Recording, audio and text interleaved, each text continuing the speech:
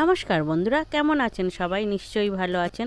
তো আজকে একটা নতুন রেসিপি নিয়ে এসেছি। তার জন্য না, এটা কাঠের উনুনেই রান্না হবে। তো উনুন ধরিয়ে কড়াইটা গরম করতে বসিয়ে দেওয়া হয়ে গেছে।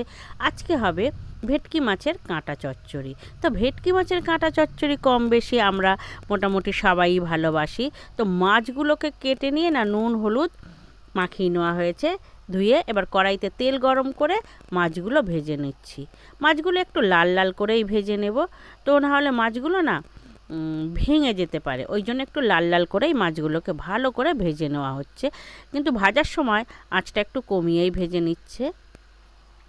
তো মাছগুলো ভেজে নিয়ে সব অনেকটা মাছ তো 2-3 বার করে ভেজে নিতে হচ্ছে, একটু টাইম লাগছে।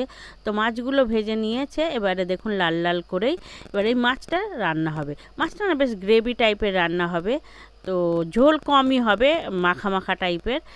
এখানে কড়াইতে তেল দিয়ে জিরে ফোড়ন দিয়ে দিয়েছে, সাদা জিরে ফোড়ন দিয়ে এর মধ্যে দিয়ে দিচ্ছে কোঁচানো পেঁয়াজগুলো একটু হালকা লাল লাল করে ভেজে নেবে। রান্নাটা এমনই হবে ঠিক মাংসর মতন, আমরা যেমন চিকেন রান্না করে খাই ওরকম।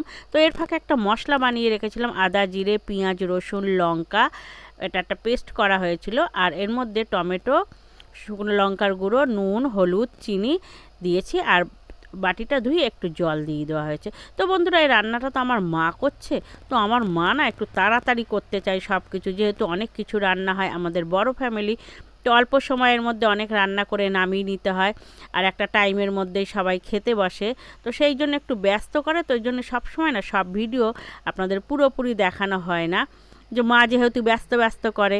তো ওই জন্য মশলাগুলো ওইভাবেই দেখালাম। তো মশলা কষানো হয়ে গেছিলো, তো ওর মধ্যে জল দিয়ে দিচ্ছে। জলটা কিন্তু খুব বেশি দেবে না, জলটা দেবে অল্প করে, যেহেতু এটা মাখা মাখা হবে। তো আর এগুলো মাখা মাখাই খেতে ভালো লাগে, কষা কষা। তো আমার মা এটা পেঁয়াজ রসুন দিয়ে করছে, অনেকে আছে এটা জিরে আদা বাটা দিয়েও খায়।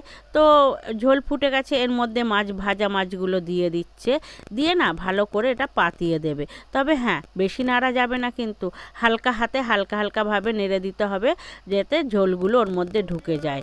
আর খুব বেশি ফোটানো যাবে না, তাহলে না মাছগুলো ভেঙে যাবে, মাথাগুলো, কাঁটা ভাঙবে না, মাছের মাথাটা ভেঙে যায়। এটা খেতে কিন্তু খুবই ভালো লাগে, খুবই টেস্টি হয় আদা রসুন পেঁয়াজ লঙ্কা দিয়ে। তো আপনাদের এক একজন এক এক রকমভাবে রান্না করেন, কমেন্টে অবশ্যই জানাবেন আপনারা কে কীভাবে ভেটকি মাছের কাঁটা চচ্চড়ি করে খান।